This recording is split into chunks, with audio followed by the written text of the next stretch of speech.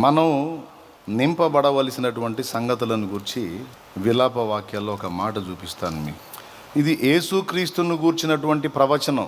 ఒక రకంగా విలాప వాక్యములు 3వ అధ్యాయము 30వ వచనం చూడండి. అతడు తన్ను కొట్టువాని తట్టు తన చెంపను త్రిప్పవలెను, అతడు నిందతో నింపబడవలెను. ప్రభువు సర్వకాలము విడనాడడు, ఆయన బాధ పెట్టినను తన కృపా సమృద్ధిని బట్టి జాలిపడును.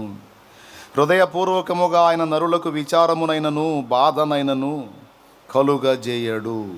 మన ప్రాణప్రియుడైన యేసు ప్రభు కొన్నిటితో నింపబడ్డాడు. ఆయన పిల్లలంగా ఆయన మాదిరిని అనుసరించే వారముగా మనం కూడా తప్పనిసరిగా ఆయన బాటలో కానీ నడిచే పని అయితే, ఆయన నడిచినట్లుగా మనం ఆయన క్రమమును అనుసరించి కానీ అడుగులు వేసే పని అయితే, ఖచ్చితంగా ఆయన నింపబడిన అనుభవాల్లో గుండా మనం కూడా ప్రయాణం చేస్తాం. యేసు ప్రభు నడిచిన త్రోవలో అపోస్తలులు నడిచారు. ఆయన పొందిన అనుభవాల్లో కనీసం కొన్నిటినైనా వారు పొందగలిగారు. అలాగా యేసు ప్రభు నడిచిన క్రమంలో మనం కూడా నడిచినట్లయితే ఖచ్చితంగా మనం కూడా కొన్నిటితో నింపబడవలసినటువంటి పరిస్థితి ఏర్పడిద్ది. వాటిల్లో మొట్టమొదటిదిగా ఇక్కడ చెప్పినటువంటి విషయం, అతడు నిందతో నింపబడవలెను అన్నాడు. ఏమండి, ఏమన్నా అభిషేక తైలమా లేదా ఆనంద తైలమా? నింపబడితే ఆనందపడటానికి ఆనంద తైలంతో మనల్ని నింపితే ఆనందిస్తాం, అభిషేక తైలంతో నింపితే ఆనందిస్తాం. ఇదేందండి? నిందతో నింపబడాలంటున్నాడు. నింపబడటం అంటే ఏంటి? ఫుల్ఫిల్. ఇప్పుడు ఈ గ్లాసు పూర్తిగా నింపబడిందా, ఇంకా వెళుతుందా? చెప్పండి. నింపబడటం అంటే ఏంటి? పూర్తిగా నింపేయటం. నిందతో నింపబడవలెను అంటే ఇక ఎక్కడ గ్యాప్ లేకుండా. యేసు ప్రభు నింద మోసినటువంటి ఘట్టము ఆనాడే కాదు, ఈనాడు కూడా యేసు ప్రభు నిందించబడతానే ఉన్నాడు. రాకడ వరకు నింద పొందుతానే ఉంటాడు ఆయన. దేవుని మాటకు తిరుగులేదండి, దేవుని వాక్యానికి తిరుగులేదు. తనను కొట్టువాని తట్టునకు చెంపను తిప్పాలి, అతడు నిందతో నింపబడవలెను. ఈ మాటని ఆలోచించినప్పుడు నాకు కొంచెం ఆశ్చర్యం కలిగింది. ఇప్పుడు 1, 2, 3 నిందలంటే అది వేరు, ఒక మనిషి ఎదుర్కోవడానికి. కానీ నడినెత్తి మొదలుకొని అరకాల వరకు పూర్తిగా నింపబడాలి అంటే ఇది ఎంత దారుణమైన విషయమో ఒక్కసారి ఊహించండి. నా మీదికి దుర్మార్గులు తీసుకొచ్చినటువంటి నిందా ప్రచారాలన్నిటి విషయంలో నేను గాయపడి దేవుని వైపు చూసినప్పుడు దేవుడు నాతో మెల్లగా మాట్లాడిన మాట ఇది ఇప్పుడు మీకు చదివిచ్చింది. మనం ఎరగని విషయాన్ని ఎవరైనా మనం చేశాము అని మన మీద అబద్ధ ప్రచారం చేస్తే గుండె గాయమైపోయింది. భక్త దావీదు అన్నాడు, నిందకు నా గుండె బద్దలైపోయిందని. అంటే రకరకాల కారణాలను బట్టి హృదయం గాయమైపోతుంది. ఎవరన్నా మనకి ప్రాణానికి ఇష్టమైన వాళ్ళు చనిపోతే గుండె బద్దలైపోయింది. ఇష్టమైన వాళ్ళు చనిపోతే ఎంత బాధ కలిగిద్దో, చెయ్యని విషయం ఒకటి చేశామని నింద ప్రచారం చేసి దాన్ని ఆ నోట ఈ నోట అందరికీ వ్యాపింపజేసి అందరూ ఒక దోషిగా చూసేటట్టుగా చిత్రీకరించేటువంటి ప్రక్రియ ఏదైతే ఉందో అది నిజంగా గుండెను బ్రద్దలు చేసేటువంటి విషయమే. దావీదు ఆ బాధను ఎదుర్కొన్నాడు. భక్తులందరూ కూడా ఆ నింద మోశారు. మోసే అంతటి వాడి కూడా తప్పల ఈ నిందల పర్వం. సో అందరికీ పైనున్న యేసునాథుడు భూమి మీదకి వచ్చినప్పుడు యేసునాథుడికి కూడా తప్పలా ఈ బాధ.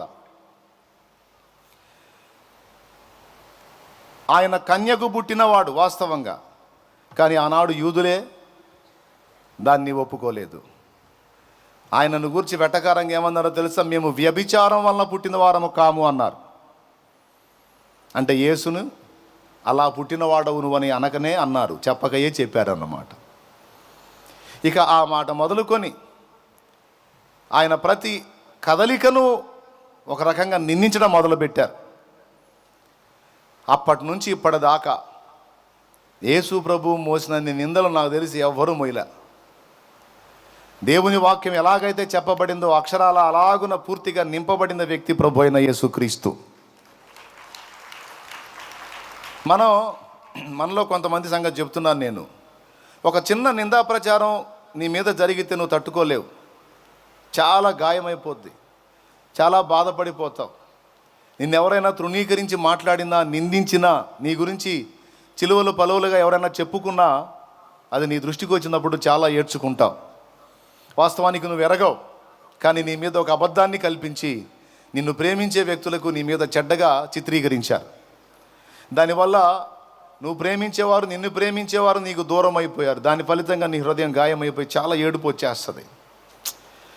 నేను ఎరగను కదా, నాకు తెలియదు కదా, అన్యాయంగా నన్ను ఇలాగ చేశారు అని చాలా బాధపడతావు, చాలా రోధిస్తావు, చాలా దుఃఖపడతావు.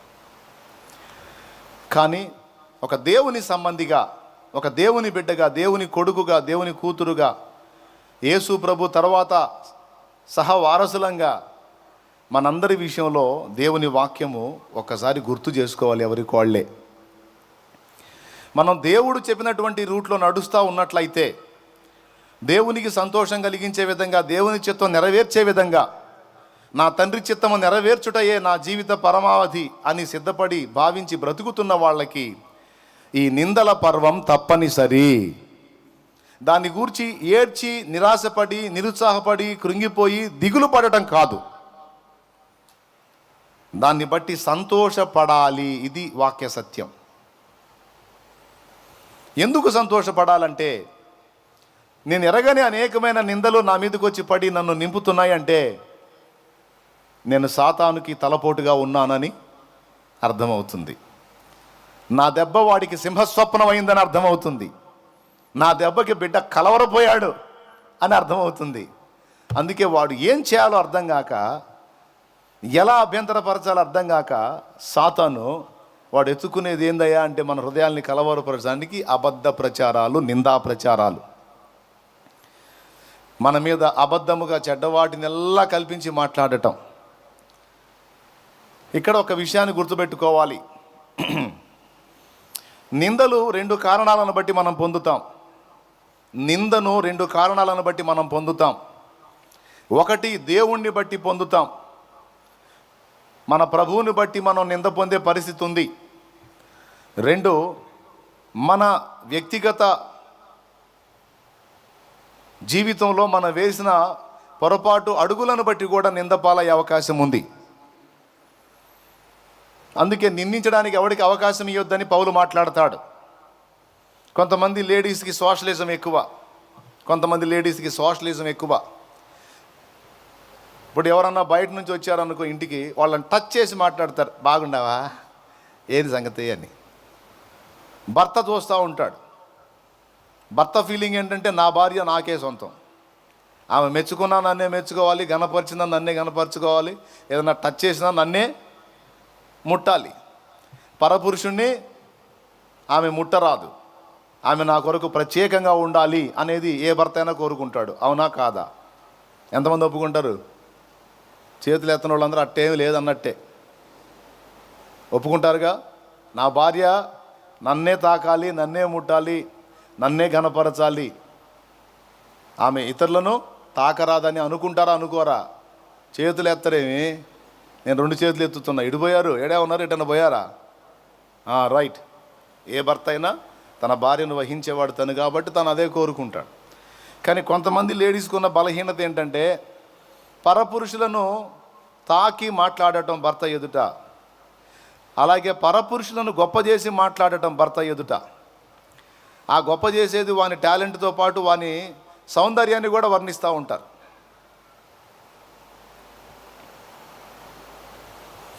ఇలాంటి మనస్తత్వాలు ఒకవేళ ఒక స్త్రీ కలిగి ఉన్నట్టయితే డౌట్ లేదు, ఖచ్చితంగా ఆమె భర్త ఆమెను అనుమానించడం మొదలు పెడతాడు. అంటే ఆమెను నిందించడం స్టార్ట్ అయింది. ఇక ఒకవేళ ఆమెకి ఏ కల్మషం లేదు, ఆమెలో ఏ తప్పు లేదు, కాకపోతే కొంచెం సోషలిజం, కొంచెం ఎదుటి వాళ్ళతో చనువుగా బిహేవ్ చేస్తుంది. కానీ అలాంటి పరిస్థితులు భర్త ఆమెను అనుమానించడానికి, నిందించడానికి, నింద వేయడానికి ఆస్కారాలు అవుతాయి, అవకాశాలు అవుతాయి. ఆస్కారం ఇస్తాయి. అందుకే ముందే మనం జాగ్రత్త పడాలి. నీ భర్త నిన్ను సందేహించడానికి వీలు లేనంత క్రమముగా నీవు నీ ప్రవర్తనను జాగ్రత్త చేసుకోవాలి. నీ భర్త నీ కోసం కష్టపడి సమస్తం సమకూర్చి నీకు సంపాదించి నిన్ను బ్రతికిస్తున్నాడు కనుక నువ్వు ఫస్ట్ దేవుణ్ణి కనపరచాలి. తర్వాత నిన్ను పోషించి ఆదరించి ప్రేమించి నీ సమస్తాన్ని చూసుకుంటున్న నీ భర్తని కనపరచాలి. ఇది గుణవతి అయినటువంటి స్త్రీకి లక్షణం. కానీ ఏం చేద్దాం, కొంతమంది ఆ ఒక్కడిని మినహాయించి అందరినీ పొగుడుతుంటారు. ఆ ఒక్కడిని మినహాయించి అందరినీ పొగుడుతూ ఉంటారు. దేవునికి స్తోత్రం, హల్లెలూయా. ఏమండి, ఏ భర్త అయినా భార్య నుంచి ఆశిస్తాడు ఎంతో కొంత ప్రోత్సాహాన్ని. కానీ ఆయన చూడు ఎట్ట చేశాడో, ఏం చూడు ఎట్ట చేశాడో, నీ బతుకు జడ పెద్ద బిల్డప్ ఇస్తున్నావు నువ్వు అని పాపం దారుణంగా మాట్లాడతారు. అప్పుడు ఏమనిపిస్తుంది, ఈ మనిషికి నా మీద ప్రేమ లేదు, సదభిప్రాయం లేదు. మరి నా మీద లేదంటే మరి ఎవరి మీద ఉంది అని వెళ్ళిపోతాడు, నిందకి వెళ్ళిపోతాడు. ఇట్లా కొనక్కొచ్చుకోవటం అంటారు నా భాషలో. ఏంటిది, నోటి తొందరతో, చేతుల తొందరతో దరిద్రాన్ని కొనక్కొచ్చుకోవటం అన్నమాట, నిందల్ని. ఈ నిందలతో నింపబడే విషయం కాదండోయ్. ఇవన్నీ నిష్కారణమైన నిందలు కాదు, మన జిలాకు చేష్టల వల్ల వచ్చిన నిందలు. పచ్చిగా చెప్పాలంటే ఏ చేష్టలో జిలాకు పూసుకుంటే ఏమైద్ది, వచ్చిద్ది. అట్లాగే ఇవన్నీ మన జిలాకు చేష్టల వల్ల మనం తెచ్చుకున్న నిందలు. ఈ నిందలు ఈ లెక్కలోకి రావు. పురుషుడైనా అంతే. ఒక్కొక్కడు భార్య ముందు భార్యను మెచ్చుకోడు, పక్కామను పొగుడుతుంటాడు. అప్పుడు ఆమె డౌట్ పడిద్ది. అర్థమైందా? డౌట్ ఖచ్చితంగా అనుమానం స్టార్ట్ అయ్యిద్ది. కొంతమంది ఊరకనే దొరికిపోతారు. కొంచెం సౌందర్యవంతంగా స్త్రీలు కనపడితే చాలు, ఈ ముఖం తెప్పడం, నోరు తెరిసి చూస్తా నేత్రానందం. చెప్పింది పక్కన మార్కెట్లో కనపడ్డా అంతే. మార్కెట్లో కనపడానుకో చూస్తూ ఉంటాడు. ఏంటి, ఏం లేదు, వాడెవడో కనపడితే ఎవడు కనపడ్డాడు నాకు తెలుసులే, నీ బతుకు నువ్వు తగలబడతా ముందుకు చావంట. ఏందమ్మా కోపడతావు ఏంది, ఎవడో కనపడితే పలకరించాము రాండి. ఎవరు పోయారో నీ ముందు నాకు తెలుసులే. నీ దరిద్ర బుద్ధి, నీ దరిద్ర బతుకు. ఇంటికి వచ్చిందా గొడవ, ఇంటికాడు కూడా అన్నీ పగలగొట్టింది. కొంతమంది అంతే, నేత్రానందం. ఎంత చెప్పినా వాళ్ళు మార్చుకోరు. చూస్తాం ఇట్లా పిచ్చి చేష్టాలు చేసి నిందలు తెచ్చుకుని ఆ నిందలు లెక్కలోకి రావు. ఇవన్నీ మనం పనికిమాలిన పనులు చేసుకొని తెచ్చుకునే నిందలు ఇవి. ఈ నిందలకు మనమే బాధ్యులం. వీటి వల్ల మనకి దీవెన రాదు, దేవుడు స్పందించి ఏదో మనకు ఆశ్చర్యకార్యాలు కూడా చేయడు. మహా చేస్తే ఏం చేస్తాడు తెలుసా, సిగ్గు బుద్ధి రెండు వచ్చేటట్టు ఇట్లా వాక్యం నుంచి గద్దిస్తాడు. సిగ్గు తెచ్చుకొని పద్ధతులు మార్చుకోమని చెబుతాడు. ఇక అంతకుమించి ఏం చేయడు. కానీ ఇంకొక టైపు నింద ఉంది. ఏదో గల్లిచ్చారా రే, ఏం గల్లిచ్చారా, ఆడగల్దిచ్చారా ఎడగల్దిచ్చారా, మారింది అది. సరే చూసుకోండి, అది కొంచెం బ్యాలెన్స్ చేయండి. రైట్, దేవునికి స్తోత్రం. అట్ట ఇంకేం చేయొద్దు, దాన్ని పక్కన పడేసి వాక్యం వినరు నువ్వా. మీరు కూడా వాక్యం వినండి. ఏదైనా తేడా ఉండి నేను చెబుతా, ప్రశాంతంగా వాక్యం వినండి అంతే, వదిలేసేయండి దాన్ని. స్తోత్రం చెప్పండి. ఏం అంత నీరసంగా ఉన్నారు, కొంచెం గట్టిగా చెప్పండి. అది మన సౌండ్. ఎంత ఎండాకాలం అయినా సరే సౌండ్ మారకూడదు. అరిసి నీరసం వచ్చినా సరే కూటమైన గట్టి కూడా అన్నం తింటాం కాబట్టి గట్టిగా అరుద్దాం యేసునామంలో, ప్రభువుని స్తుతిస్తూ. ఎక్కడికి వచ్చి ఆగామండి? నిందలు రెండు రకాలని చెప్పాను. ఒకటి జిలాకు చేష్టల వల్ల తెచ్చుకునే నింద, రెండవది దేవుని బట్టి కలిగే నింద. ఇప్పుడు కొంతమందికి నేను శత్రువుని, ఎంత శత్రుత్వం అంటే నేను చచ్చిపోతే బాగుండని ఎదురు చూస్తుంటారు కొంతమంది మతోన్మాదులు. చాలామంది ఉన్నారు. వాళ్ళకి ఇప్పుడు హిట్ లిస్ట్లో ఉన్న నంబర్ 1లో ఉన్నాడు షాలేంరాజు అనేవాడు. కలవరపోతున్నారు బిడ్డలు. ఎందుకంటే ఎక్కడ చూసినా ఇదే కనపడుతుంది. ఇన్స్టాగ్రామ్లో అయితే, ఫేస్బుక్లో అయితే, యూట్యూబ్లో అయితే, ఎక్కడ చూసినా వాడు ఒక్కసారి నొక్కాడంటే ఇక పోతా ఉంటాయి. వాడు ఉద్దురం మొర్రు అన్న పోతుంటాయి. అందులో దేవుడి కృపను బట్టి మన వీడియోస్ అప్లోడ్ చేసేవాళ్ళు వందల సంఖ్యలో ఉన్నారు. చాలామంది వీడియోస్ అన్నీ మంచి మంచి ముక్కలన్నీ తీసి అప్లోడ్ చేస్తూ ఉంటారు. ఏదో ప్రజలకు ఆదరిస్తుంది, ఏదో ఒక విషయంలో వాళ్ళని చైతన్యం చేస్తున్నట్టుగా, పాపం స్వామి కార్యం స్వకార్యం రెండు జరుగుతాయి అన్నట్టుగా వీడియోలు లైన్ చేసుకుంటున్నారు. సరే, ఎవరి తిప్పలు వాళ్ళై. ఈ పని విస్తారంగా జరుగుతుంది. అన్యులు సైతం ఆలోచనలో పడుతున్నారు ఈ మాటలు విన్నప్పుడు. ఇది కొంతమందికి పెద్ద తలపోటుగా మారింది. దాని ఫలితంగా కొంతమంది ఎట్టి పరిస్థితుల్లో శత్రువులుగా మారతారు. కొంతమంది సాటి సేవకుల్లోనే కొంతమంది ద్వేషాన్ని కలిగి ఉన్నారు. అది ఇంట్లో వ్యవహారం. సేవకులు కాబట్టి ఏ కారణమైనా నా మీద దురభిప్రాయం ఉండి ద్వేషిస్తే అవసరమైతే లాగి ఒకటిచ్చి దేవుళ్ళు ఏం చేస్తాడు. లేకపోతే ఆఖరికి మంచాన పడ్డప్పుడైనా ఒప్పుకుంటారు, దేవునికి స్తోత్రం, ఫలానోడిని నేను తిట్టానని, ఫలానోడి మీద అబద్ధ ప్రచారాలు చేశానని ఖచ్చితంగా ఒప్పుకుంటారు. మా దేవుడు ఆ కార్యం చేస్తాడు. ఇంటి వాళ్ళ విషయంలో చింత లేదు, ఎన్నన్నది ఇట్టుకొని పర్వాలేదు. ఇప్పుడు బయట వాళ్ళు చేసేటువంటి ప్రచారాలు, క్రైస్తవేతరులు చేసేటువంటి ప్రచారాలు, ఇవి మనకి పరలోకములో అధిక ఫలమును తెచ్చిపెట్టేవి. మీకు పరలోకములో అధిక ఫలం కావాలా? ఎంతమందికి కావాలి? పరలోకంలో అధిక ఫలం కావాలన్న వాళ్ళు చేతులు ఎత్తండి. అట్లయితే మీకు అది కావాలంటే దేవుని నిమిత్తం మాటలు పడాలి, దేవుని నిమిత్తం తిట్లు తినాలి, దేవుని నిమిత్తం తన్నులు తినాలి.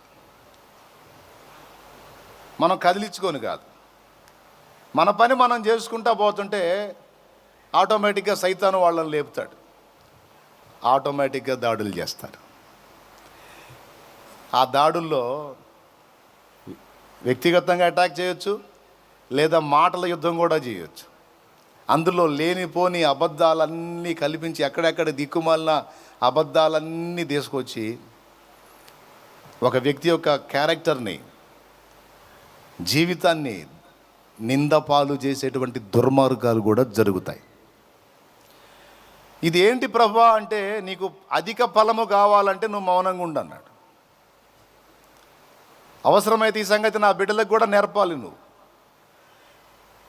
నా నిమిత్తమైన నింద ఒకవేళ మోయాల్సి వస్తే, నా నిమిత్తం ఒకవేళ హింస పడాల్సి వస్తే, నా నిమిత్తము కొన్నిటిని కోల్పోవాల్సి వస్తే, కొందరిని కోల్పోవాల్సి వస్తే డోంట్ వరీ అని చెప్పు. దానికి ప్రతిగా 100 ఫలము వారికి లభిస్తుందనే మాట చెప్పు, నా గ్రంథం చూపించి అనేది దేవుని వాక్కు. నా నిమిత్తము జనులు మిమ్మును నిందించి హింసించి అబద్ధముగా మీ మీద చెడ్డ మాటలు ఎలా పలుకున్నప్పుడు మీరు కూర్చొని ఏడవండి అన్నాడా? మీరు ధన్యులు. మత్తయి సువార్త 5వ అధ్యాయం 11వ వచనం. నా నిమిత్తము జనులు మిమ్మును నిందించి వాళ్ళని దీని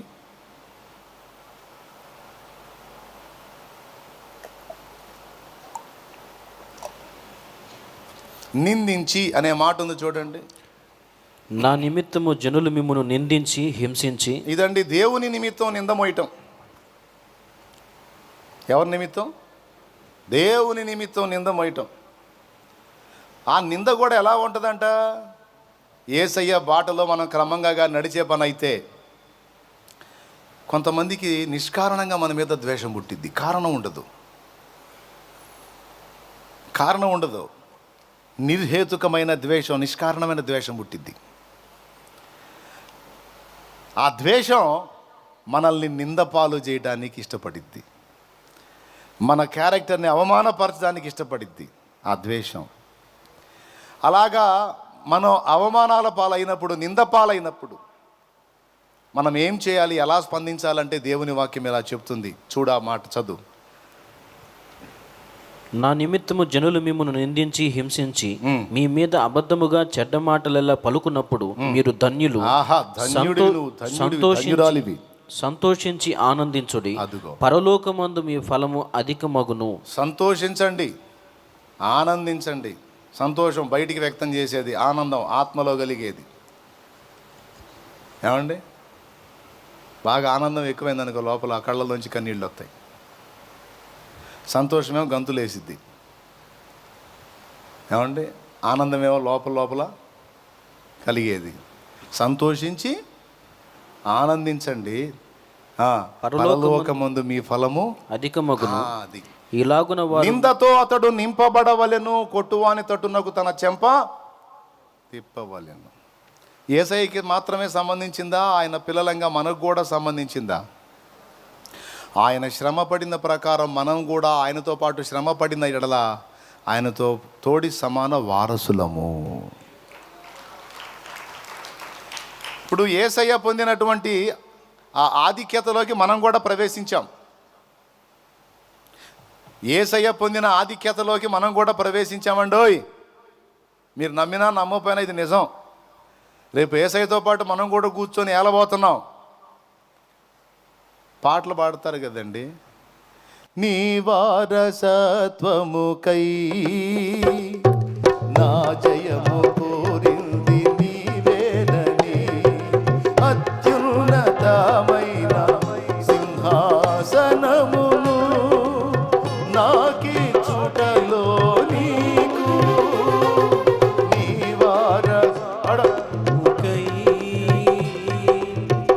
జయము కోరింది నీవేనని, అత్యున్నతమైన సింహాసనమును నాకి చుటలో నీకు, అసాధ్యమైనది ఏమున్నది, అసాధ్యమైనది ఏమున్నది, స్తుతి గోత్రపు సింహమా. పాట తెలుసుగా, పాటలో చివరి మాట తెలుసుగా, ఏంది? నీ వారసత్వమునకై నా జయము కోరింది. జయించిన వాణిని జయించి నేను నా తండ్రి సింహాసనమందున్న ప్రకారము జయించిన వాణిని నా సింహాసనమందు కూర్చుండనిత్తును అన్నాడు. మరి యేసయ్య దగ్గరికి వెళ్ళాలి, యేసయ్యతో పాటు కలిసి ఏలాలని ఆశ ఉన్నప్పుడు మరి యేసయ్య పడ్డ వాటిలో కొన్నన్నా పడాలిగా తమ్ముడు, చెల్లి, కొన్నన్నా పడాలిగా. నాకు అసలు ఏ నొప్పి తగలకూడదు, డింగు మనిపోయి సింహాసనం మీద కూర్చోవాలి. వైసా కైసా హోతా, వైసా నై హోతా. నాకే నొప్పి తగలకూడదు, నేను మాత్రం ఎగిరిపోయి ఎక్కి కూర్చోవాలి పైన.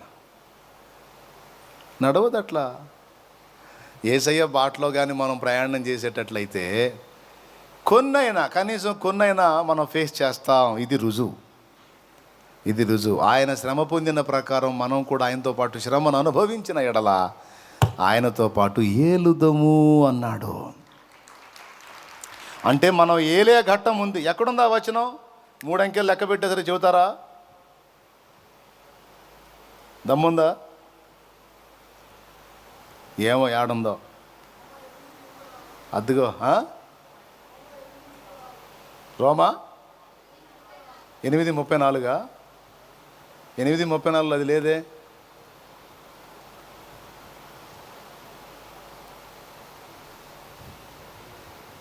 ఎనిమిది 34లో రోమా శిక్ష విధించువాడెవరు?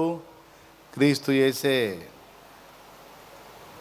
ఆ మాట ఉంటుంది తమ్ముడు 8:34లో. అది కాదు.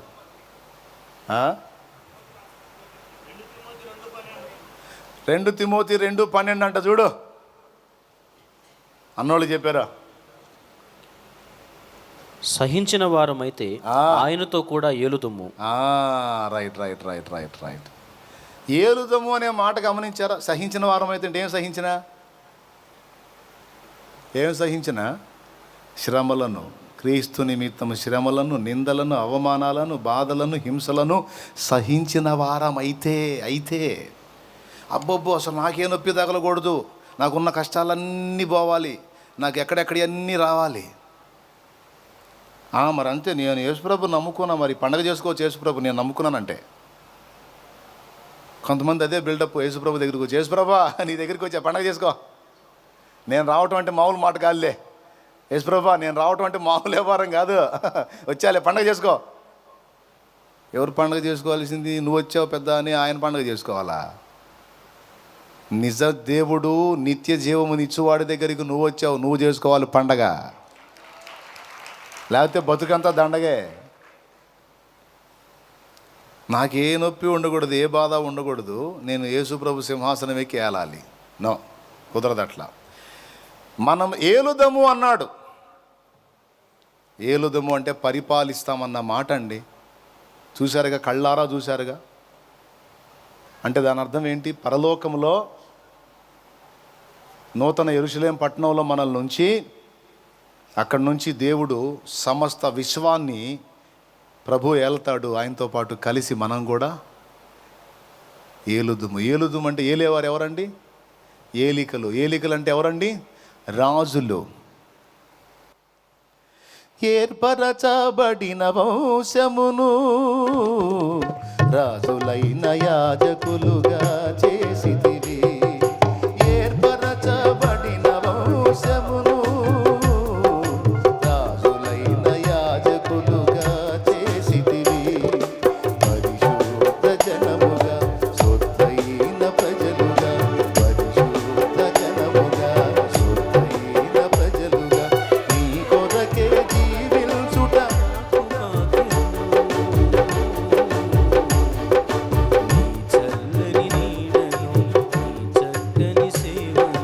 నా బ్రతుకు సాగనిమ్మయా యేసయ్య, నా బ్రతుకు సాగనిమ్మయా.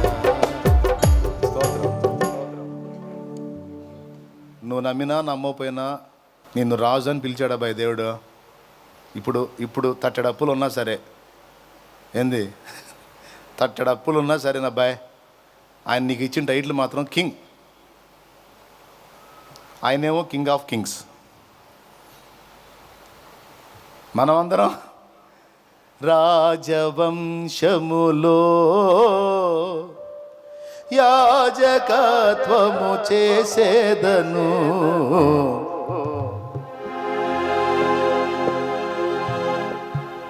రాజులు అన్నాడు, రాణులు, మహారాణులు. ఎవరు? నేనా? అనవాకు, వెనక్కు చూస్తున్నారు కొంతమంది. ఎవరు? నేనా? మహారాణివి నువ్వు. ఏ మహారాణు? ఏమయ్యా, ముందు ఈ అప్పులు తీరేటట్టు చూడ. ఏం మహారాణు? ఏమోనయ్యా, మా ఇంట్లో దుర్మార్గుడు మారేటట్టు చూడయ్యా. నా పని నిజంగా రాణిలాగానే ఉంది నా పని. నేను చెప్పింది జోక్ అనుకోవద్దు, పక్కా నిజం. నేను చూపించి మాట్లాడుతున్నా. ఏలుదురు అన్నాడు. ఏలేవాళ్ళు ఎవరు? రాజులా కాదా? ఏలేవారు ఎవరో? రాజులు, రాణులు. అవునా? కందాకే రాణి. ఆడవాళ్ళు కూడా రాజ్యాలు వేయలేరండి. ఇందిరాగాంధీ పరిపాలన చేయలే. మీరు తక్కువ వాళ్ళు కాదు. నిన్న చాలాసేపు ఆడవాళ్ళ గొప్పతనం గురించి మాట్లాడాను నేను. మరి ఆదాంకి గుండె ఉందా? ఆదాంకి పండు తెంచడానికి పోయి తెంచి తీసుకొచ్చి తిని పెట్టేసింది కూడా. గుండె ఏందనుకున్నాం మరి? సామాన్యం అనుకునేది ఆడవాళ్ళు అంటే. గ్రేట్ అండి. ఎన్ని సంవత్సరాల నుంచి ఆ పండు చూస్తూ ఉన్నాడో, తినే దమ్ము లేదు. ఊరగా చూస్తే ఏమొచ్చింది, పో ఏమైతుంది అది ముందు. కానీ ఎంత గుండె అండి, పెద్ద గుండె కదా లేడీస్ది. మళ్ళీ బిల్డప్ పెట్టిస్తారు. అమ్మో అసలు తెగ భయపడతాడు. దేవునికి స్తోత్రం. తన ఇంట తిరిగేటువంటి ఆ నడకే ఒక స్త్రీ రోజులో తిరిగేటువంటి నడక 15 నుంచి 20 కిలోమీటర్లు నడిచిద్దంట ఒక రోజులో. కావాలంటే కనుక్కోండి, నేను చెప్పేది నిజమో కాదు. దేవునికి స్తోత్రం. నువ్వు కన్న బిడ్డే, నీ కన్న కొడుకు, కన్న కూతురు, ఒక రోజు మొత్తం పోయి నువ్వు, రోజు మొత్తం కాదు, ఒక గంట సేపు ఎత్తుకో. నీకు దమ్ముంటే ఎత్తుకోగలుగుతావా? కానీ వాడిని రోజులు మోసిద్దాం అంటున్నా. అవునా? నీకు దమ్ముంటే పోయి నువ్వు అత్తగారింటి కాడ కాపురం చేయపో. మరి నీ వల్ల ఇద్దా? గుండె సరిపోయిద్దా? ఇప్పుడు వాళ్ళు ఏదో వేరే దేశంలో ఉన్నారు అనుకో, నువ్వు పోయి బతకగలవు అక్కడ? పుట్టిండి వదిలిపెట్టి, నీ తల్లిదండ్రులు వదిలిపెట్టి వెళ్ళగలవా? వెళ్ళలేవు. అది ఆడమని చూడు. వేరే దేశమైనా వేరే రాష్ట్రమైనా సరే, అక్కడ జనం కొత్తోళ్ళు, ప్రాంతం కొత్తది, మనుషులు కొత్తోళ్ళు, కుటుంబం కొత్తది అయినా సరే, మొత్తం నూతనమైందైనా సరే, గుండె. మెచ్చుకుంటున్నానండి, చప్పట్లు కొట్టండి కాస్త, మిమ్మల్నేనండి మెచ్చుకుంటున్నాను. మరి పండు తెంపటం ఆదాం వల్ల అయిందా? అడగాల, మీరు నిలదీయాలా. మేము సాధించింది ఆ విజయాన్ని అని చెప్పాలా మీరు. ఏ విజయం?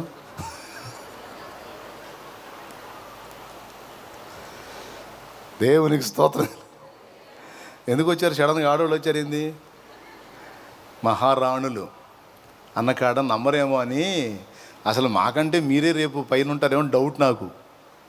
ఎందుకంటే యేసయ్యని మీరు ప్రేమించినంత ప్రేమించట్లా మేము. అదే ఇప్పుడు నా డౌటు.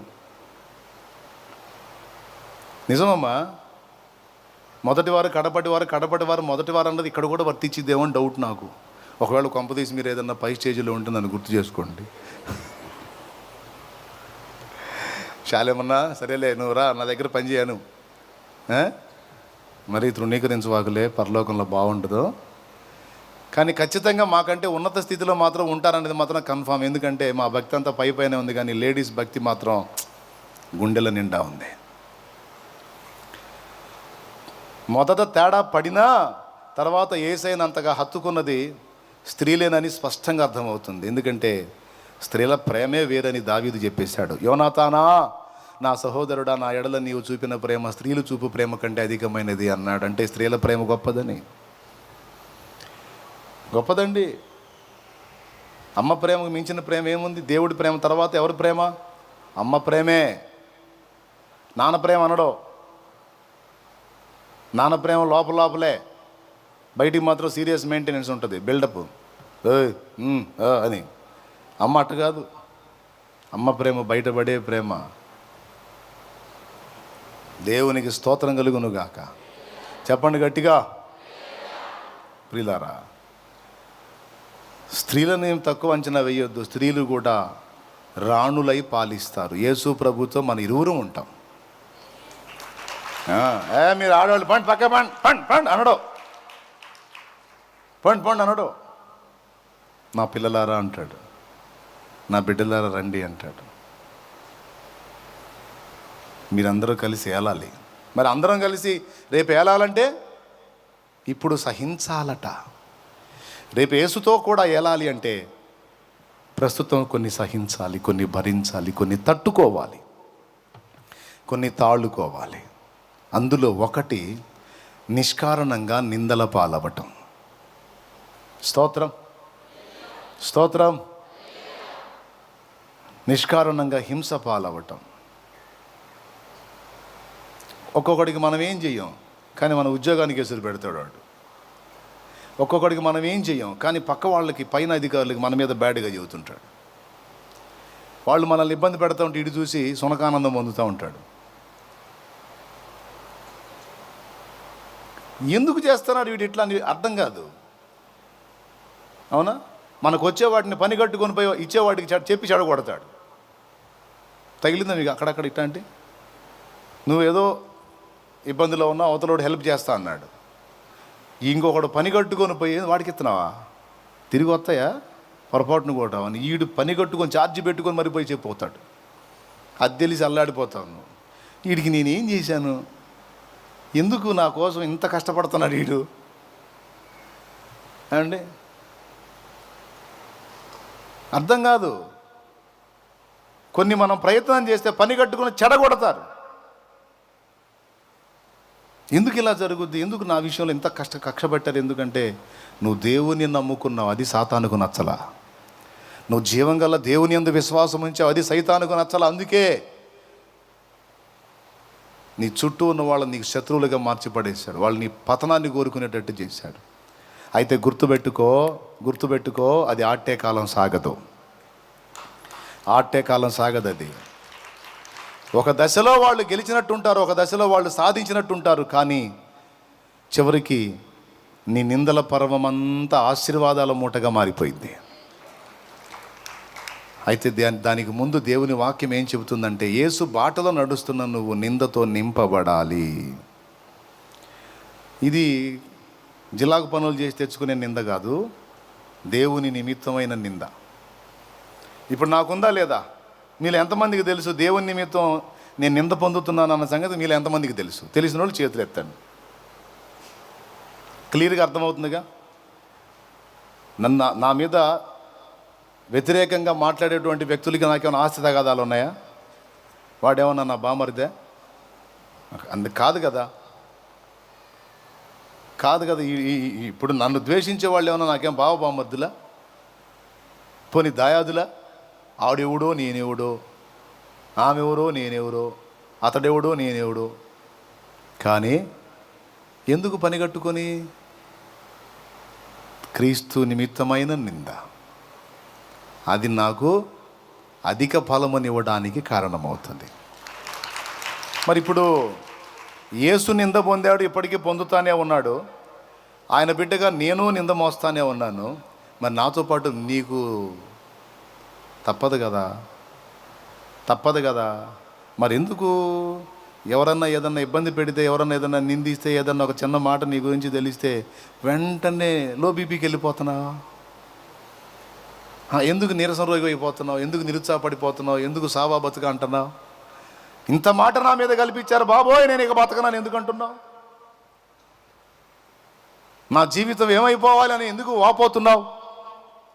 దేవుని వాక్యం సుస్పష్టంగా చెబుతుంది, నీవు నాతో కూడా ఏలాలి అంటే నాతో పాటు సహించాలంటే వాటిలో మొట్టమొదటిది నింద, హింస.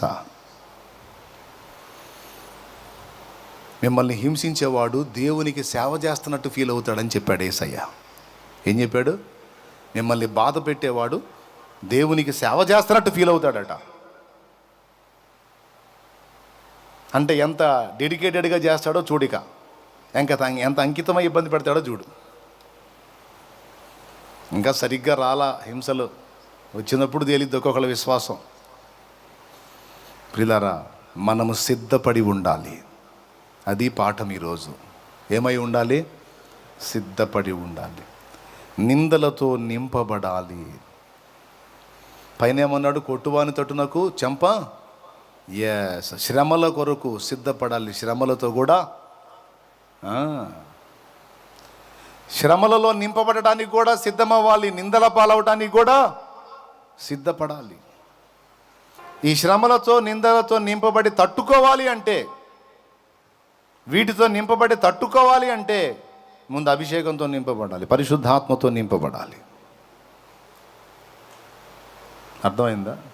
దేంతో నింపబడాలి? పరిశుద్ధాత్మతో నింపబడాలి. దేవుని జ్ఞానముతో నింపబడాలి. మనం నింపబడవలసిన సంగతులండి.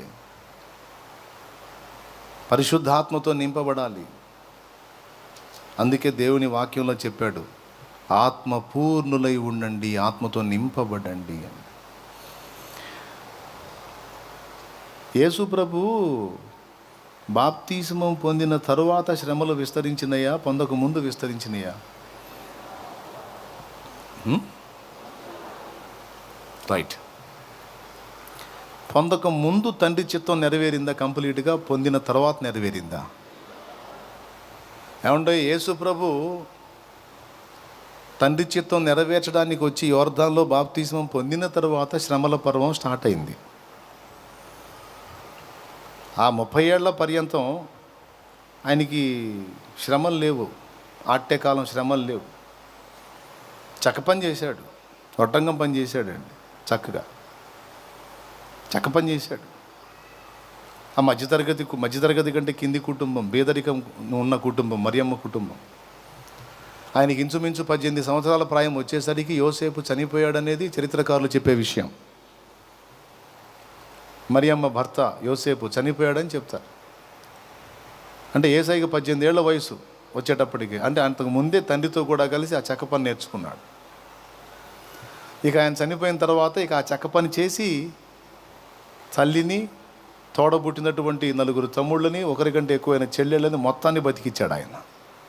యేసయ్యే. యేసుప్రభు అన్నీ చేశాడండి. ఫ్యామిలీ బర్డెన్ కూడా మోసాడు ఆయన, కుటుంబ బాధ్యతను కూడా నెరవేర్చాడు ఆయన. ఇంచుమించు 30 ఏళ్ల ప్రాయం వచ్చిందాకా చేశాడు. ఆయనకి యేసయ్యకి 30 ఏళ్ల ప్రాయం వచ్చేటప్పటికి మన భారతదేశపు లెక్క ప్రకారం తన తోడబుట్టిన వాళ్ళందరూ మేజర్లు అయ్యారు. అర్థమైందా? ఆయన తర్వాత మరో 6 అనుకోండి. యాకోబు, యోసేపు, సీమోను, యోధా, 4 ఆయన తర్వాత పుట్టినోళ్ళు మరియమ్మకి. తర్వాత ఒకరికంటే ఎక్కువ మంది, ఎందుకంటే సోదరి మణులందరూ అన్నాడు అక్కడ. అంటే ఒక 2 ఉన్నారు అనుకుందాం, మొత్తం కలిపి 6 అనుకుందాం. యేసయ్య తర్వాత మరియ గన్న సంతానం ఒక 6 అనుకుంటే, యేసయ్యకి 30 ఏళ్ళు వచ్చేటప్పటికి తర్వాత పుట్టినటువంటి వానికి ఎంత వచ్చి ఉండాలి?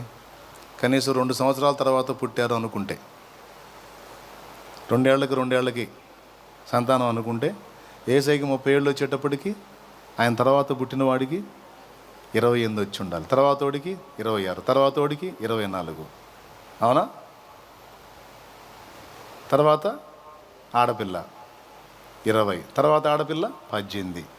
సో టోటల్గా మొత్తం మేజర్లు అయిపోయారు. యేసుకు 30 వచ్చేటప్పటికి తన ఫ్యామిలీలో తన తోడ పుట్టిన వాళ్ళందరూ పెద్దోళ్ళు అయిపోయారు.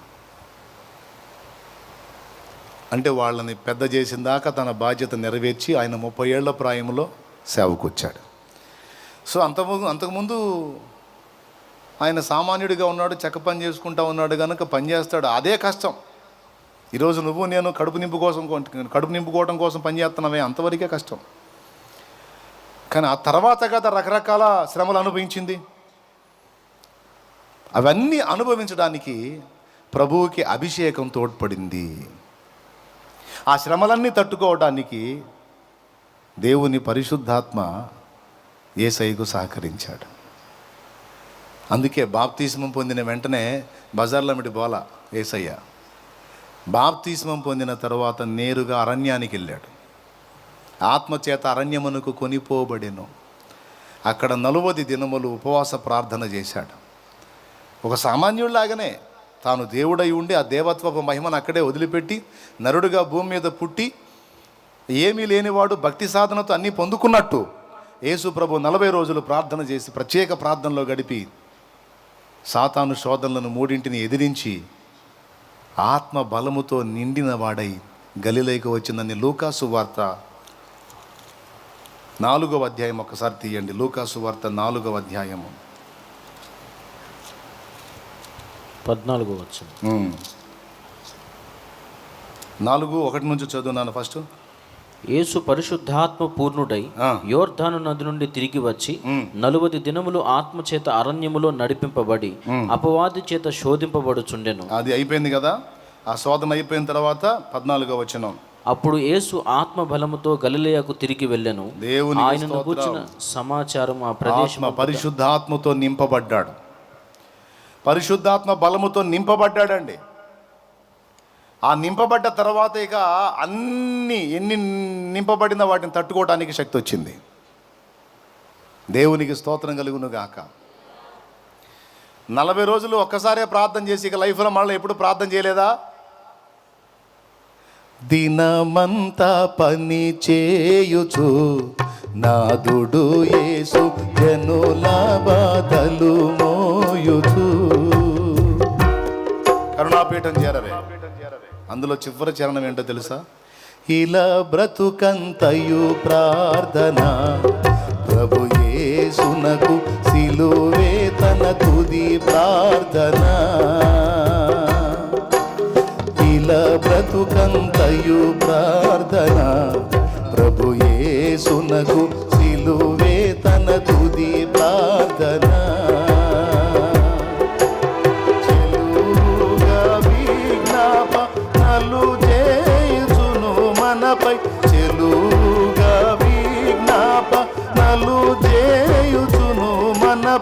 కలకాలమును దీవెనలు వర్షించెడి చోటు. కరుణ పీఠము చేరలే దేవుని కృప చరణాస్థలిని చేరలే. దేవునికి మహిమ. దేవుని పరిశుద్ధాత్మ అభిషేకం పొంది ఆ ఆత్మ బలముతో నిండిన వాడై వీటన్నిటినీ సహించాడండి. ఇప్పుడు వాటన్నిటినీ సహించాలంటే, ఆ నిందలతో శ్రమలతో నింపబడిన మనం వాటిని సహించాలంటే ముందు ఆత్మతో నింపబడాలి, పరిశుద్ధాత్మతో నింపబడాలి. ఆత్మ మనలో ఉండి ఆ బలాన్ని మనకిస్తే, ఆ జ్ఞానాన్ని మనకిస్తే, అప్పుడు ఎప్పటికప్పుడు ఎదురయ్యే వాటిని సమయోచితంగా ఆలోచించుకొని వాటిని దాటుకొని ఆనందంగా ముందుకు సాగగలుగుతాం. లేకపోతే కోవబడిపోతాం. దుష్టుడు మన మీదికి తెచ్చేటువంటి దాడులన్నిటిని బట్టి కూలబడిపోతాం, కుప్పలా కూలిపోతాం. అది జరగకుండా వాటిని అధిగమించి ముందుకు సాగాలంటే ఆత్మ బలముతో నింపబడాలి, ఆత్మ జ్ఞానముతో నింపబడాలి. స్టెఫను ఈ రెండు నింపుకున్న వ్యక్తట. స్టెఫను ఈ రెండింటితో నింపబడ్డ వ్యక్తట. ఒకసారి అపోస్తల కార్యములు 6వ అధ్యాయం తీసుకొని చూడు. అపోస్తల కార్యములు 6వ అధ్యాయము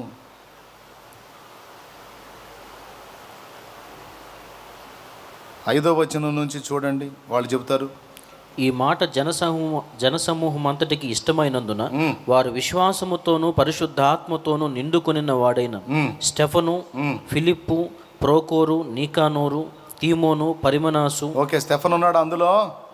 విశ్వాసముతో నిండుకున్నాడట, పరిశుద్ధాత్మతో నిండుకున్నాడట. అంతేనా? 8వ వచనంలో కృపతోనూ బలముతోనూ నిండుకున్నాడట. అంతేనా? ఇక్కడ చూడండి 10వ వచనం చూడు.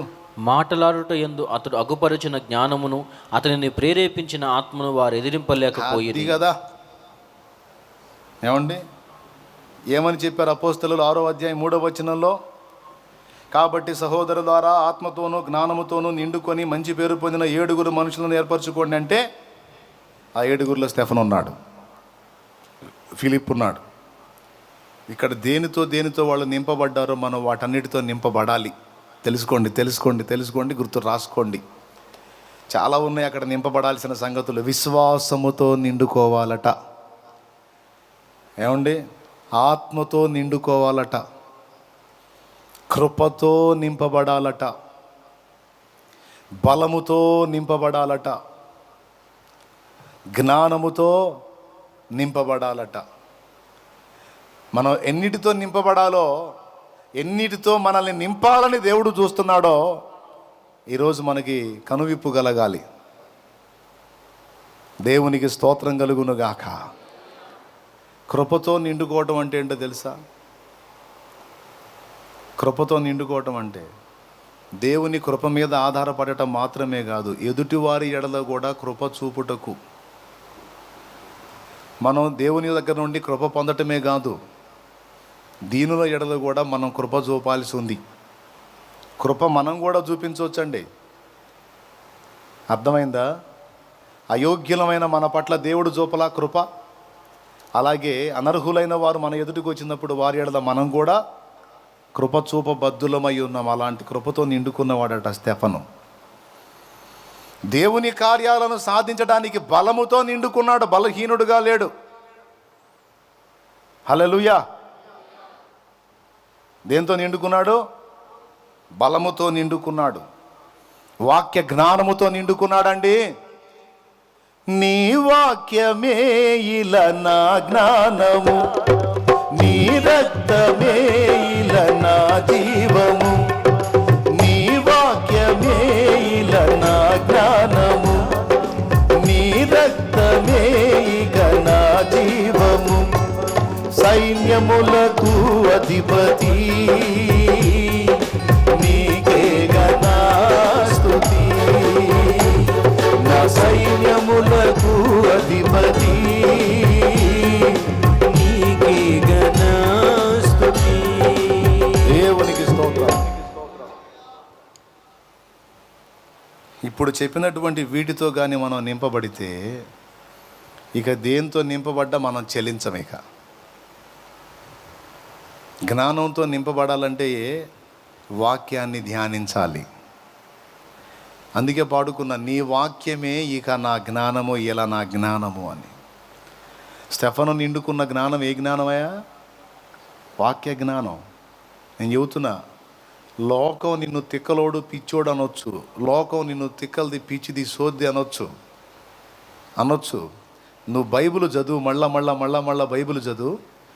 నువ్వు అడిగితే అవతల వాళ్ళకి సౌండ్ ఉండదు. నిన్ను పిచ్చిదన్నోడిని ఒక ప్రశ్న నువ్వు, వాడు జుట్టు బీక్కుపోతే అప్పుడు అడుగు. అంత జ్ఞానం వచ్చింది వాక్యం చదివితే. నువ్వు దీనికోసం నువ్వు ఏదో యూనివర్సిటీలు తిరగాల్సిన అవసరంలా, లేకపోతే కాలేజీలు తిరగాల్సిన అవసరంలా. దేవుని వాక్యాన్ని మళ్ళా విను, చదువు విను. నంబర్ 1 జ్ఞానంతో నింపబడతావు. అది కూడా ఇక్కడ భూలోకం చాలదు నీ జ్ఞానానికి. అంతే, అంత శక్తి ఉంది వాక్యంలో. ప్రతి దానిలో పారదర్శకంగా ఉంటావు, క్లియర్గా ఉంటావు, నీ ఆలోచనలు స్పష్టంగా ఉంటాయి, నీ అడుగులు ఒక పద్ధతిని అనుసరించి ఉంటాయి దేవుని వాక్యంతో నింపబడితే. ఇప్పుడు దేవుని వాక్యంతో నింపబడ్డాను కనుక నేను ఎవరు ఏ మాట అంటే ఎలా స్పందించాలో జాగ్రత్త పడ్డా. లేకపోతే గొడ్డలు దించుకుపోయానా పర్రమని. అర్థమైందా నేను మీకు చెప్పింది? ఇప్పుడు కాదు, 300 మంది సంఘం ఏర్పడిన దగ్గర నుంచి నా మీద ప్రచారాలు స్టార్ట్ అయినాయి. 300 మంది సంఘం ఎప్పుడైతే ఏర్పడిందో చిలకలూరుపేట పట్టణంలో, ఇక స్టార్ట్ చేశారు నా మీద ధ్వజం. ఇళ్ళంబడి తిరిగి చెప్పారా, ప్రసంగ వేదికల మీద మాట్లాడారా, టీవీలలో మాట్లాడారా, డైరెక్ట్గా పేరెత్తి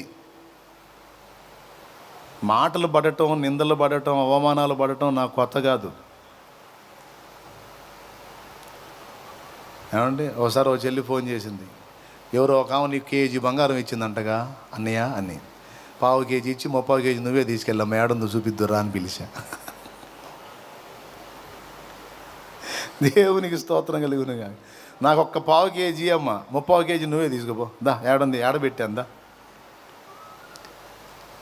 నీకెవరో అట్టిచ్చారంటగా. ఏమండి, నవ్వుతా తీసేసుకున్న అన్నీ రకరకాల మాటలు, దారుణమైన దూషణ మాటలు. కానీ ఏ మాట నా మీద వచ్చినా నాకు వెంటనే ఆవేశం రాగానే వెంటనే దేవుని జ్ఞానం ఏం చేసిద్దో తెలుసా? రే ఆగురా, ఏంది ఆవేశపడుతున్నా, బట్టలు దించుకుంటాయింది అనని అన్నోళ్ళు అంటా ఉంటాయి. నేను నిన్ను గన్నపరుస్తా. నువ్వు రివర్స్ అయ్యి ఒక్క మాట మాట్లాడినా నీ ఫలం పోయిద్ది. దేవుని వాక్యం చెప్పిన సత్యం అది. నువ్వు రివర్స్ అయ్యి ప్రతిస్పందించి తిరిగి ప్రతిదోషణ ఒక్కటి చేసినా నీ ఫలం పోయిద్ది. నా నిమిత్తం కదా నువ్వు మాట్లాడుతుంది, నీకెందుకు, నువ్వు మెల్లకుండా అననిరా అనేవాళ్ళు అన్నీ. నిన్నెవరన్నా అడిగితే వాళ్ళకి చెప్పు సమాధానం. ఇలా అంటున్నారు కదా మరి ఏంటి సంగతి, నిన్ను అడిగితే అప్పుడు వాళ్ళకి చెప్పు సమాధానం. నా పిల్లలకు తెలుసులేరా నువ్వేందో నేను చెప్పాల్సిన వాళ్ళకి చెప్పాను, చూపించాల్సిన వాళ్ళకి చూపించాను, వదిలేసి డోంట్ వరీ. అందుకే అప్పటి నుంచి ఇప్పటిదాకా ఎన్ని రకాల ప్రచారాలు జరిగినా, ఎంత దారుణమైన అబద్ధ ప్రచారాలు జరిగినా చిరునవ్వుతో దాటిపోగలుగుతున్నా.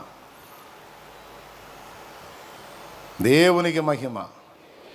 అందుకే ఎదుటోళ్ళని కూడా ఓదార్చగలుగుతున్నా, పాటల రూపంలో, వాక్యం రూపంలో. ఎందుకు? నేను ఫేస్ చేశాను, ఆ నొప్పి ఎలా ఉంటుందో నాకు తెలుసు. దేవుడు నాకు ఆ జ్ఞానం ఇచ్చాడు, కంట్రోల్ చేశాడు. కాబట్టి తర్వాత ఆ ఆశీర్వాదాలు కూడా ఎలా ఉంటాయో అనుభవించాను.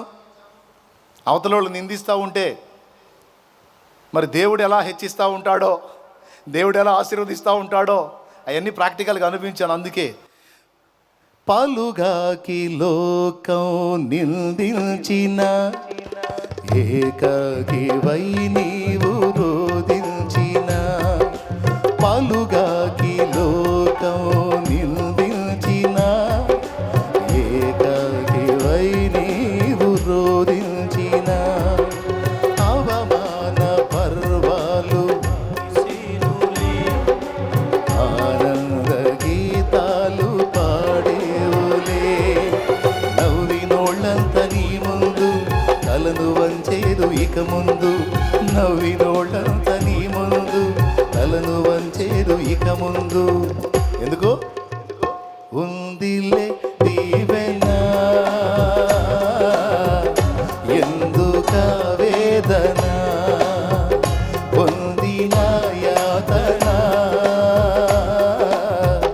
దేవుడే మరచునా, కన్నుల జారిన కన్నీళ్ళు తడిపెను దేవుని పాదాలు, ఇప్పటి నుండి నీ కళ్ళు చూచును దేవుని కార్యాలు. దేవునికి మహిమ.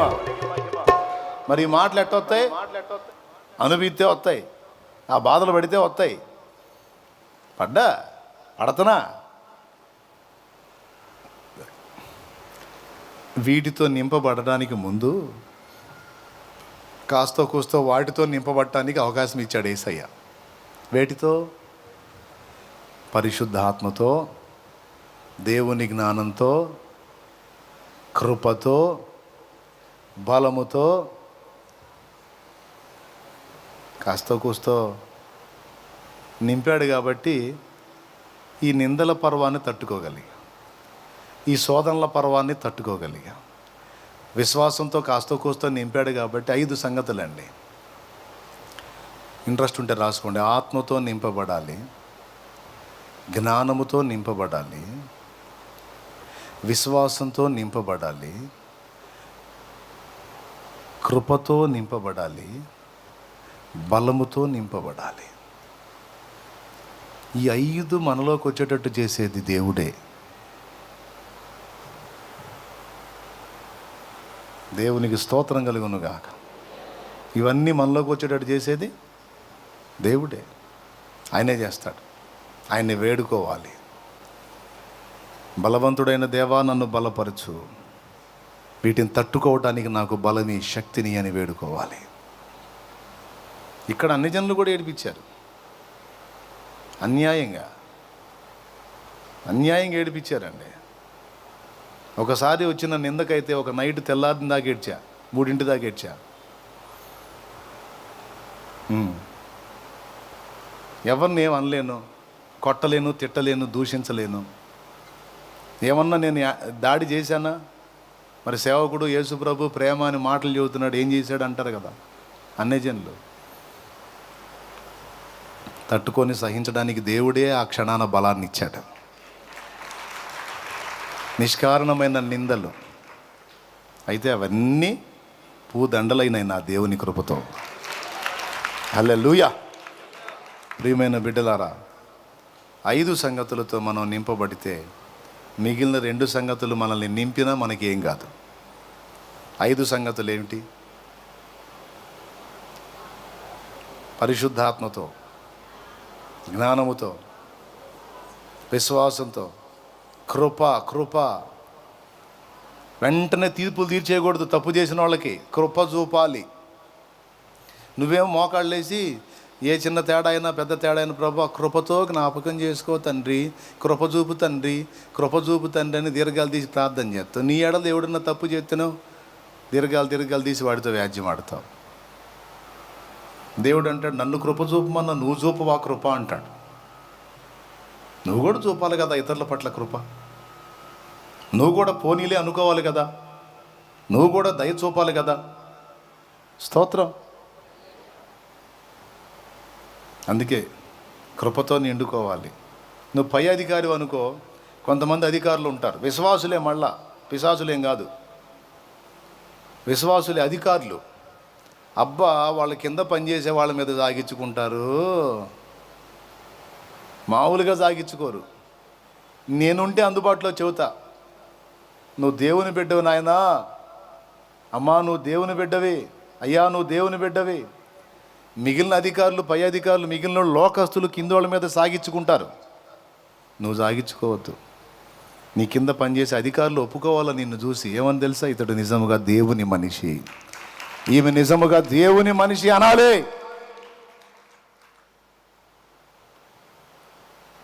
సాగించుకోవటం కాదు, కృప చూపగలగాలి. లేకపోతే కష్టం కదండి. కృపతో నిండుకోవాలి. ఆఖరికి ఇంకొక మాట, ప్రేమతో నింపబడాలండి. ఆత్మతో నింపబడుట, దేవుని ప్రేమతో నింపబడుట, విశ్వాసంతో నింపబడుట, కృపతో నింపబడుట, బలముతో నింపబడుట, జ్ఞానముతో నింపబడుట. 6 సంగతులండి. ఇవన్నీ సేవకుడు విశ్వాసి అన్న భేదం లేదు. యేసుతో కూడా ఏలాలనుకుంటే ఫస్ట్ వీటన్నిటితో నింపబడినట్లు దేవుని పాదాలు పట్టుకోవాలి. ఖచ్చితంగా మీరు ఎండాకాలం సెగ దెబ్బకి వింటున్నారో లేదో నాకు తెలియదు, కానీ ఏంది నాకు అట్నే ఉంది. అయినా సరే అగ్నికి అగ్ని తోడన్నట్టు మాట్లాడుతున్నా. ఎట్టి పరిస్థితుల్లో వీటి కోసం ప్రార్థన చేయాల్సిందే మీరు. దేవా, నీ దాసుడు శాలేమన్నా అంతలా ఎండ సెగలో అల్లాడిపోతా చెప్పాడు ప్రభువా. నిజమే, ఈ 6 సంగతులు నాకు అవసరమే తండ్రి అని ప్రార్థన చేయాలా. నీ కృపతో నేను కూడా సమాజాన్ని ప్రేమించగలుగున్నట్లు, పోనీలే అనుకున్నట్లు, క్షమించగలుగున్నట్లు ప్రేమతోనూ కృపతోనూ నింపు ప్రభువా. కొద్దిగా ప్రేమ తక్కువగా ఉంది నాయన నా దగ్గర, కృప తక్కువగా ఉంది నాయన. నువ్వు కృపా సమృద్ధి గలవాడు, నీ బిడ్డగా నేను కూడా యేసయ్యను కృప చూపమని అడుగుతున్నావా లేదా? మరి ఆయన తర్వాత హోదాలోకి వచ్చే మనం కూడా కృప చూపొద్దు? చూపాలా లేదా? చెప్పరే. కృప చూపటం అంటే ఏంటి? ఓ సరేలే పోనీలే. కొంతమంది నన్ను అడుగుతారు, నువ్వు అతను ఎందుకు వదిలిపెట్టావు, ఆమెను ఎందుకు వదిలిపెట్టావు? మామూలు కాదు వాళ్ళు. ఓరే నాయన, మీరున్నట్టు నేనుంటే బాగానే ఉంటుంది, నా వల్ల కాదట. కృప. పోనీలే అబ్బా, పోన్లే అమ్మా, పోన్లేయ్యా, ఏం కాలే. కృప చూపుటలో ఆయన పొగట్టమే కానీ నువ్వు నేర్చుకోయింది. అదే నా పాయింట్. నువ్వు శ్రీమంతుడు కావు, పోనీలే అనుకోవు. ఎంతమందికి అర్థమైంది? ఏమనుకోవాలి? ఏం పోనీలే? మన ఎడల అపరాధం చేసిన వాడిని పోనీలేబ్బా అడిగి తెలుసంట. కానీ ఆ మనసు పుట్టాలండి, ఆ సైకాలజీ రావాలి. అప్పుడు దేవదూతలు తొంగి చూస్తారు నిన్ను. అచ్చం ఆయనలాగానే చేస్తున్నాడు ఈయన కూడా. యేసయ్యా, నువ్వు కృప చూపినట్టే చూపుతున్నాడు ఇతరుల పట్ల, నువ్వు కలిగి ఉన్నట్టే ప్రేమ కలిగి ఉన్నాడు, నువ్వు కలిగి ఉన్నట్టే చింత కలిగి ఉన్నాడు, తన గురించి ఆలోచించుకోడు, ఏ పొద్దు ఇతరుల గురించే. ఏమిటయ్యా, అంతా నీలాగానే ఉందే. మరి నా బిడ్డకి నా బిడ్డ నాలాగా ఉండక ఇంకొకరిలాగా ఉంటాడా? వాడు నా కుమారుడు, ఆమె నా కుమారి అంటాడు ఆయన.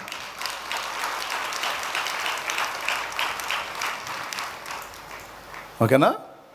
అది 6 మనలో వెలితి అవుతూ ఉంటాయి, వాటిని మళ్ళా నింపుకుంటూ ఉండాలి. ఒకసారి మనం నింపబడ్డ తర్వాత అవి అంతే ఉండవు, మళ్ళీ వెలితి అవుతూ ఉంటాయి, వాటిని మళ్ళా మనం నింపుకుంటూ ఉండాలి. ఇది చాలా కీలకం. ఈ 6 దేవుని పాదాలు పట్టుకొని ఎప్పటికప్పుడు నన్ను నింపమని అడగాలి. ప్రేమ తరిగిపోతుంది, బలం తగ్గిపోతుంది ప్రభువా, కృప తగ్గిపోతుంది ప్రభువా, జ్ఞానం తరిగిపోతుంది నాయన, నాకు అనుగ్రహించు అంటే జ్ఞానానికేమో వాక్యాన్ని ధ్యానించమంటాడు. అభిషేకానికి కూడా వాక్యం ఉపయోగపడిద్దండి. నేను మీతో చెప్పు మాటలు ఆత్మయు జీవమునై ఉన్నవి అన్నాడు. ఇవన్నిటితో మనం నింపబడితే శ్రమలను సహించగలుగుతాం, హింసను సహించగలుగుతాం, నిందలను తల మొదలు అరికాలు వరకు నింపబడిందా సరే తొణకం. దేవునికి స్తోత్రం. అలాంటి వారం అయి ఉంటేనే ఆయనతో పాటు వెళ్ళగలం. ఇప్పుడు యేసయ్యతో పాటు వెళ్ళాలని ఉందా? ఎంతమంది కొంచెం చేతులు ఎత్తండి. ఇక ముగిస్తున్నా, ఇదిగో నిజంగా బైబిల్ మూసేస్తున్నా. ఇంకెక్కువ చెప్పాలి, మీ శక్తి నాకు తెలుసు.